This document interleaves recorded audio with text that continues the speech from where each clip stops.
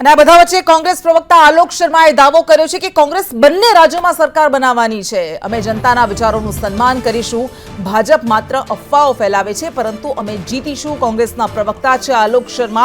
તેઓ કહી રહ્યા છે કે બંને રાજ્યોમાં જમ્મુ કાશ્મીરમાં અને હરિયાણામાં બંને જગ્યાએ કોંગ્રેસ જીતવાની છે। ભારતીય જનતા પાર્ટી માત્ર અફવાઓ ફેલાવી રહી છે પરંતુ અમે જીતીશું અને અમે જનતાના વિચારોનું સન્માન કરીશું। જો કે શરૂઆતથી જ સવારથી જ કોંગ્રેસમાં ખાસો ઉત્સાહ જોવા મળી રહ્યો છે।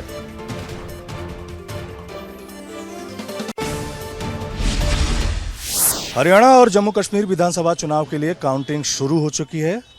कांग्रेस और खास करके भारतीय जनता पार्टी के अपने अपने दावे हैं, लेकिन क्या परिणाम होगा वो देखने वाली बात होगी। लेकिन इस वक्त हमारे साथ बातचीत करने के लिए आलोक शर्मा, जो कि कांग्रेस के काफ़ी फायर ब्रांड प्रवक्ता माने जाते हैं। सर, ये बताएं कि इस बार जम्मू कश्मीर और स्पेशली हरियाणा में आप लोगों को क्या लग रहा है? देखिए, जनता का आशीर्वाद हमें पूरे कैंपेन के दौरान मिला है, ये हमने पूरी तरह से देखा है। 10 साल से नकारा सरकार, निकम्मी भ्रष्ट सरकार बैठी थी जो केवल जुमलों पर आधारित थी। हमें पूरा उम्मीद है पूरी कि हमें पूरा आशीर्वाद मिलेगा जनता का और दोनों राज्यों में हम पूर्ण बहुमत की बहुत अच्छे से सरकार बनाने में सफल होंगे।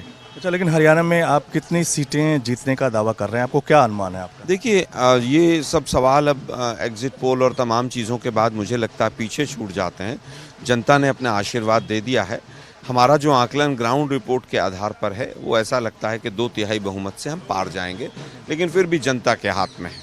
अच्छा, लेकिन इस बार जब विधानसभा चुनाव चल रहे थे तो भारतीय जनता पार्टी की तरफ से एक मुद्दा बनाया गया था कुमारी शैलजा को लेकर के, और आप लोगों की तरफ से कहा जा रहा है कि 3 ऐसे लोग हैं जो सीएम पद के दावेदार हो सकते हैं। तीनों अपनी दावेदारी पेश कर रहे हैं। उसमें भूपेंद्र हुड्डा हैं, कुमारी शैलजा हैं, सुरजेवाला हैं।